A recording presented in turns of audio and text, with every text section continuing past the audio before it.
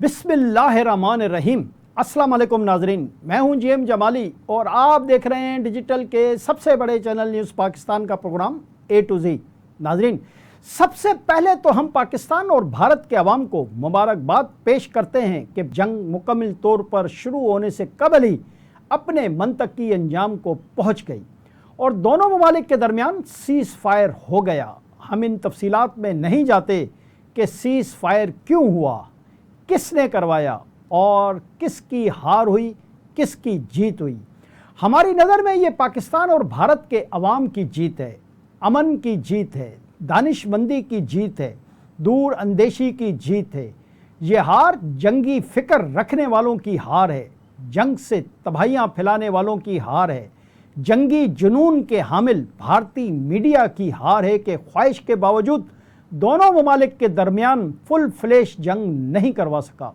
भारत का मीडिया पाकिस्तानी दिफाई निज़ाम को बहुत कमज़ोर और पुराने वक्तों वाला दिफाई निज़ाम समझ रहा था, लेकिन चंद दिनों में पाकिस्तानी अफवाज ने साबित कर दिया कि वो हर लिहाज से भारतीय मुसल्लह अफवाज से बेहतर है। और शायद यही जंगबंदी का बायस बनी कि भारतीय फ़ौज, हुकूमत और भारतीय मीडिया के पाकिस्तान के बारे में अंदाज़े बिल्कुल गलत साबित हुए। लिहाजा भारतीय हुकूमत और इस्टेब्लिशमेंट के साथ साथ भारतीय मीडिया को भी इस्लाह की ज़रूरत है। अमेरिका मदाखलत, मगरबी और खलीजी ममालिक की मदाखलत तो महज बहाने हैं, मगर जंग बंदी की असल वजह कुछ और है। लेकिन हम फिर भी ये कहते हैं कि वजह कुछ भी हो, मगर जीत पाकिस्तान और भारत के अमन पसंद अवाम की हुई है और अमन की सोच रखने वाले इदारों और ताकतों की हुई है। लिहाजा एक मरतबा फिर सबको मुबारक हो। भारतीय हुकूमत, इस्टेब्लिशमेंट और मीडिया का जंगी जुनून और सरहदों पर तोसी पसंदाना अज़ाइम भारत को माजी में रुस्वा और जलील करता रहा है और यही रविश जारी रही तो उनका आइंदा भी यही बल्कि इससे ज़्यादा बुरा असर होगा। भारत सिर्फ मकबूजा कश्मीर पर ही नहीं बल्कि चीन के भी बहुत से इलाके अपने कब्ज़े में करना चाहता है।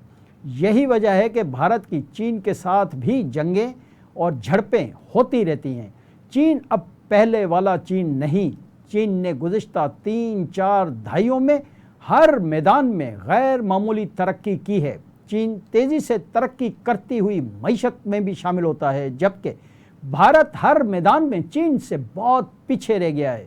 लेकिन उसके बावजूद भारत माजी में सरहदी तनाज़ात पर उलझता रहता था और अपनी सरहद को तोसी देने की नाकाम कोशिश करता रहता था और आज भी भारत इसी काम पर लगा हुआ है और चीन के इलाकों पर अपना कब्ज़ा बढ़ाने की कोशिश में मसरूफ़ रहता है, जिसकी वजह से दोनों ममालिक में जंगी माहौल बना रहता है। ख़ास तौर पर 1962 की जंग और उसके बाद पैदा होने वाली झड़पें और तनाज़ात इस बात का सबूत हैं कि दोनों ममालिक के दरमियान मसाइल अभी तक हल तलब हैं। इन तमाम तर मामलात में ज़्यादातर भारत की हठधर्मी वाज़ेह तौर पर दिखाई देती है, जिसकी वजह से चीन और भारत के दरमियान ताल्लुकात दिन ब दिन कशीदा होते जा रहे हैं। जी नाज़रीन, 1947 में बरे सग़ीर की तकसीम के बाद जब भारत ने ख़ुद को एक आज़ाद रियासत के तौर पर कायम किया तो चीन में भी बड़ी तब्दीलियाँ आ रही थी। 1949 में चीन में कम्युनिस्ट इनकलाब आया और माओ ज़ेतंग की क़यादत में अवामी जमहूरिया चीन का क़याम अमल में आया। दोनों ममालिक ने इब्तिदाई तौर पर दोस्ती का दम भरा और हिंदी चीनी भाई भाई का नारा भी उसी दौर की पैदावार है। लेकिन चूंकि भारत को मुंह पर राम राम और बगल में छुरी की आदत है, लिहाजा जिस तरह उसने कश्मीर के आधे हिस्से पर कब्जा कर लिया, इसी तरह उसने चीन के साथ दगा की और चीन के कुछ इलाकों पर भी कब्जा करके उन इलाकों को भारत का हिस्सा करार देने की कोशिश की, जिस पर चीन चराग पा हुआ और उसने जवाब देते हुए भारत के दावे को सख्ती से मुस्तरद कर दिया और उसे मनगढ़ंत करार दिया। याद रहे कि भारत ने जिन इलाकों पर कब्जा करके इन्हें अपना हिस्सा करार दिया, ये दरअसल बरे सग़ीर पर राज के आखिरी दिनों में बरतानवी हुकूमती साजिश का हिस्सा थे। ब्रिटिश राज के दौरान शुमाली इलाकों में जो सरहदी हदबंदियाँ की गई वो चीन ने कभी तस्लीम ही नहीं की। ये लाइन मैकहोन लाइन 1914 में अंग्रेज़ों और तिब्बती नुमाइंदों के दरमियान खींची गई थी, जिसके तहत मौजूदा अरुणाचल प्रदेश भारत का हिस्सा करार पाया। चीन इस मुआहदे को गैर कानूनी समझता है क्योंकि उसने इसे तस्लीम ही नहीं किया। इसके अलावा उक्सानी चंद ये इलाका लद्दाख का हिस्सा है जो भारत के मुताबिक उसकी हुदूद में शामिल है, जबकि चीन उसे अपने सिंकियानिक और तिब्बत के दरमियान राब्ते का अहम इलाका समझता है। इसी सूरत-ए-हाल की वजह से 1962 में चीन और भारत के दरमियान जंग हुई। जाहिर है कि इस जंग की वजह भारत था, जिसने एक्सपेंशन की पॉलिसी अपनाई और भारतीय सरहदों को गैर कानूनी तरीकों से तोसी देने की कोशिश की। इस पॉलिसी को फॉरवर्डेड पॉलिसी का नाम दिया गया कि फॉरवर्डेड पॉलिसी भारत ने सरहदी इलाकों में अपनी फौजी चौकियां आगे बढ़ाने की कोशिश की। इसके अलावा उक्साई चंद में भारत ने चीनी सड़कों की तामीरात शुरू कर दी। चीन भारत से इसलिए भी नाराज था चूंकि चीन ने दलाई लामा को भारत में पनाह दी थी, जो चीन के इलाके तिब्बत को अलग रियासत बनाना चाहता था। इलाहाबादी भारत ने चीनी सरहद के करीब फौजी सरगर्मियां बढ़ा दी, जिसकी वजह से 1962 में भारत और चीन के दरमियान जंग छिड़ गई। अक्टूबर 2062 को चीन ने एक मुनज़्ज़म हमला किया, जिसके नतीजे में 20 भारतीय हलाक हो गए और चंद दिनों में भारतीय अफवाज को कई मुकामात से पीछे हटना पड़ा। चीन ने लद्दाख में बड़ी और अरुणाचल प्रदेश में कामयाबी हासिल की। चीन ने मुतअद्दिद मौज़ों पर कामयाबियां हासिल की और फिर जंग बंदी का ऐलान कर लिया गया।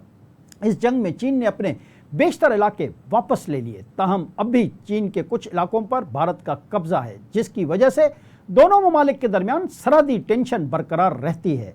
इस जंग में बदतरीन नाकामी के बाद भारत को फौजी, नफसियाती और सफारती तौर पर शदीद धचका लगा, जिसके बाद भारतीय फौज की असरनो तंजीम की गई और भारत ने अपने दिफाई निज़ाम को मजबूत करने के लिए रूस और मगरबी ताकतों से दिफाई ताल्लुकात बढ़ाए।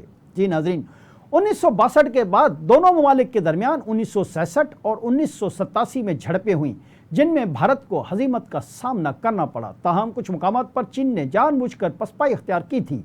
सकम की सरहद पर नथुला और चूला के मुकामात पर चीन और भारत के दरमियान शदीद झड़पें हुई। चीन ने भारत को करारे जवाब दिए। 1987 में दोनों ममालिक के दरमियान एक दफ़ा फिर झड़पें शुरू हुई। ये झड़पें समूदोविंग में हुई। ये अरुणाचल प्रदेश से जुड़ा हुआ एक इलाका है। बाद में सफारतकारी के ज़रिए ये झड़पें भी ख़त्म हुई।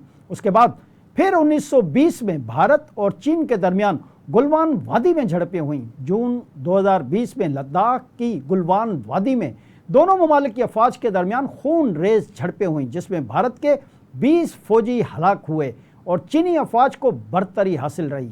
ये झड़पें उस वक्त हुई जब चीन ने लाइन ऑफ कंट्रोल यानी LOC पर अपनी मौजूदगी बढ़ाई। दोनों के दरमियान बार बार की झड़पें भारत की हठधर्मी और तोसी पसंदाना सोच के नतीजे में हुई, जिसकी वजह से चीन को भी बार बार लाइन ऑफ एक्चुअल कंट्रोल पर अपने फौजियों की तादाद बढ़ानी पड़ी। भारत की हठधर्मी की वजह से मसाइल का कोई पायदार हल निकल ही नहीं पाता।